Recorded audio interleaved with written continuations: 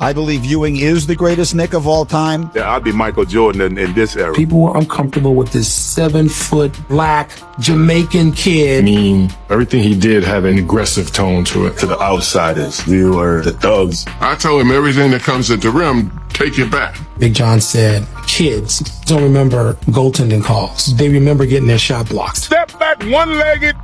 What kind of shot is that? Do you work on that shot? I don't think a lot of New Yorkers give Patrick Ewing the credit that he deserves. A lot of times he was the scapegoat. For 15 years, I guess, they didn't realize what they had in me, and for 15 years, I didn't realize what I had in them. Look at Kareem Abdul-Jabbar, because Patrick Ewing is here to stay. He was a private person, which I think hurt him. The city wanted to embrace him, and he never let the city embrace him.